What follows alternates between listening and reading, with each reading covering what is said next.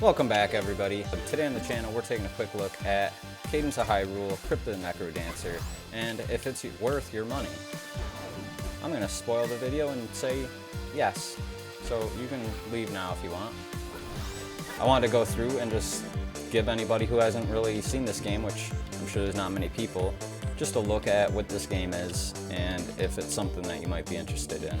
When it first was shown, I kind of thought, yeah, that's pretty cool. And then, you know, after I kind of thought about it a little bit, I was like, that's really cool because, you know, it's pretty awesome. I mean, Nintendo could have just basically told this studio and the developers no. They could have just told them, no, we're not letting you use the Zelda IP. And they could have just put out this game themselves. Personally, I don't think that Nintendo would have done a better job than Brace Yourself Studios, and they're the makers of Crypt the Necrodancer.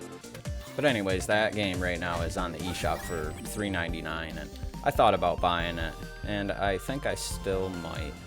But so anyways, when this game was first shown, it didn't seem like something that I would really be into, but as I kind of looked at it more, I was like, you know, that's actually going to be pretty fun. And, you know, so this is a rhythm-based game. You're playing to the music on the beat of the song, and you pretty much go around. You have a world map, you have weapons and stuff like that, and you see I've unlocked everything. There's the different Sheikah tablets. You come to these, you pretty much get healed if they are new to your area. This is where you switch your characters, and you can also warp around the many spots on the map. So as you see here, I can just pretty much pick any of these and just go right ahead and warp to it. So I'll go over here, even though that's just 2 screens away. And I accidentally picked Zelda, but that's alright. So this is a rhythm-based game, and you're going on the beat. If you miss a beat, you kind of lose that beat to do anything. So if something's right in front of you, you'll get attacked. So you see here, you got different weapons. We got bombs, we got bomb chews. Those you can set down and kind of control the amount of steps that they move, and then they explode. We have the cool bow and arrow, we got the boomerang, we got the fire rod. You have different types of weapons, from daggers to 2-handed swords. You got the spear, you have the mace. I haven't found everything in this game yet, and there's quite a bit of variety. We have things like shields. Oh, I just died. So we're gonna continue. And we have the little diamonds up in the left-hand corner. You can see that I have 53, and every time you die or if you go into a shop, you can pretty much use them to buy a bunch of different quick upgrades before you set back out on your adventure. So we'll warp out of here. We'll get heading back. And since I'm here, I'm gonna go ahead and switch back to Link. So we have different people to talk to, different things to do, different sort of quests. This is a roguelike game, so my layout will be different from yours. When the game first starts, it asks if you have a seed number to put in, and that'll basically just be a prearranged program, and the layout of everything on the map will be different than what someone else has, unless you have that exact seed number. And the amount of seed numbers is pretty much endless.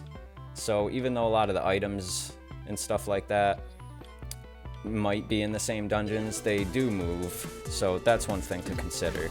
It's not too bad though, and it doesn't mean that my experience is going to be a completely different game than yours. We pretty much would run into the same things.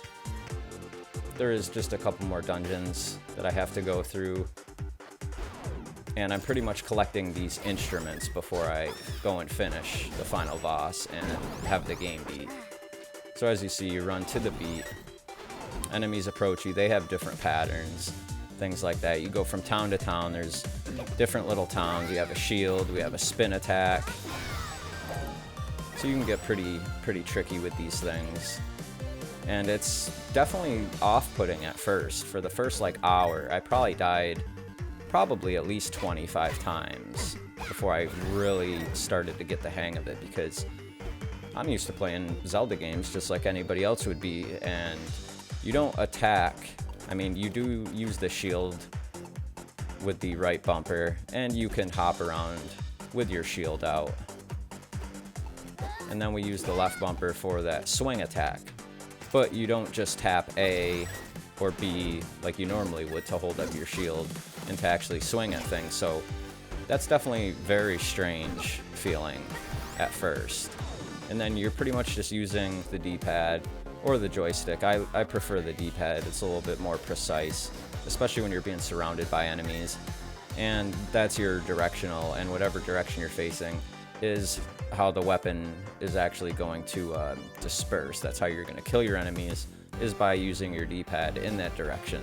So in that sense, it's definitely way different than your regular Zelda game that most people who've ever played a Zelda game would be used to. And I've heard other people say that it was definitely off-putting experience at first.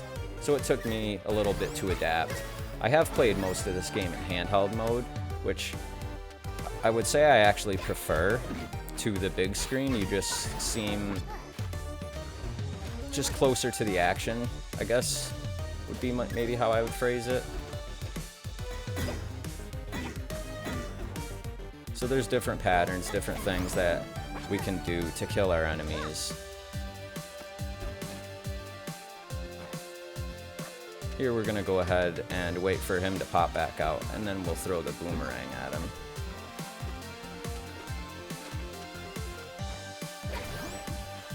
You see right there, I just auto-maced him. So I have a bunch of different weapons. You do get a hook shot. I took my time unlocking everything on the map, going through, enjoying all the music, which that's the next point that I wanted to get to, is the music in this game on its own, to me, is worth it. If you're any type of Zelda fan, you more than likely know these tunes, new and old, and you're more than likely a huge fan of them like I am. I mean, I play guitar, I play drums, so I'm big into music. And the Zelda music is just some of the best out there, period. Not even just in video games, just in general. Just the composing work and the people that worked on the music is just the best. They're the best at it. Zelda music is the best. And I definitely like to see a documentary on a little bit more of the music and how they went about making it, how they went about deciding what tunes they were going to use, you know, in the studio footage, stuff like that. So I'm hoping at some point something like that will surface. So we have cool chests like this, where it's, you must defeat the enemies flawlessly, and that can be a little bit hard. You have to come into the screen, not missing a beat, not missing anything. You can't miss a beat, you gotta kill everything, you know, before it gets you without being hit. And it can be a little bit tough. But you see certain enemies have different patterns. Like this choo-choo will turn into two, and they basically surround you on your left and your right. Some of these guys, like him, he pretty much throws a stone, you have to block it, and it'll bounce back at him. But this is the typical Zelda gameplay and world. You have all the bokoblins, the choo-choo jellies, you have all the different enemies. It's a Zelda game, and that's what makes this so awesome. So it's like I was saying, just the music alone to me was worth it. This pretty much to me is a Zelda remix album, which on its own would be worth $20, and then you just have this killer awesome, it's like a NES Super Nintendo type Zelda game, like a Link to the Past meets the original Zelda in a grid-based form, with the great music, with this awesome pixelated art style. You got the beaches, you got the forests, you have the dark sludgy areas, we got the chests, you have everything to beat, we have hidden dungeons and stuff like that that are under certain bushes. So you have all the dungeon magic, all the great lore, just like that. So we have all the great lore and everything that makes a Zelda game great.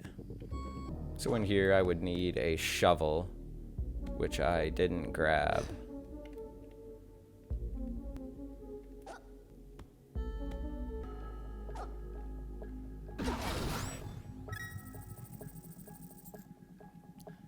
That was a good pickup right there. But so, is this game worth your money? I'd say hell yeah, it's worth your money. If you're any type of Zelda fan, this game is for you.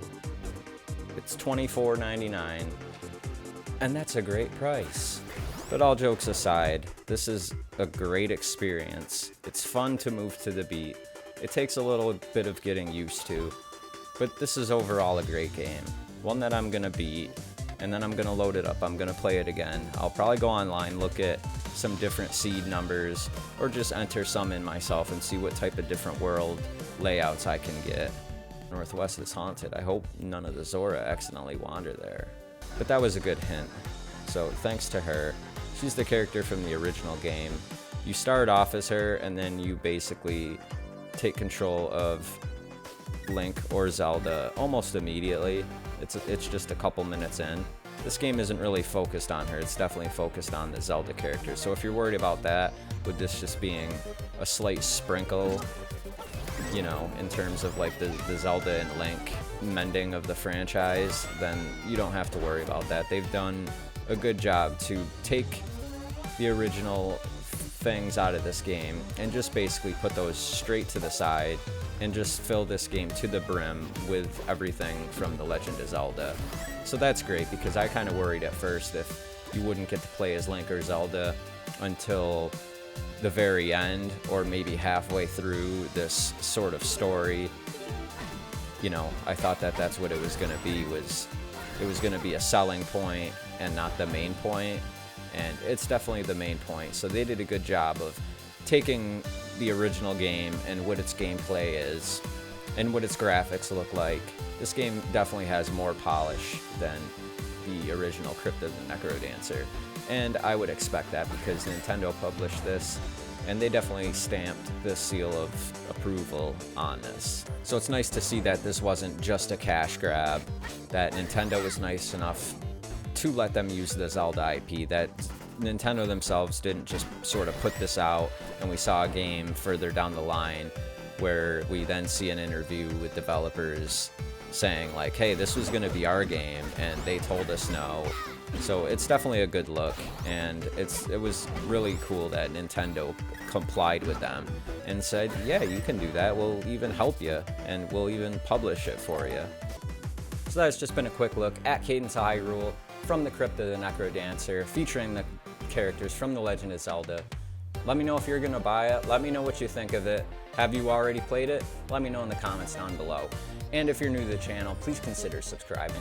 Hit the like button, and definitely come follow me on Twitter. I have some giveaways that I'm going to be doing. I have a couple things that I want to give away, including this Pokemon skin pack for the Nintendo Switch. Goes on the back for the dock, for the Joy-Con. So follow me over on Twitter. I'll be announcing that soon. And I am D-Dub. I will see you guys later.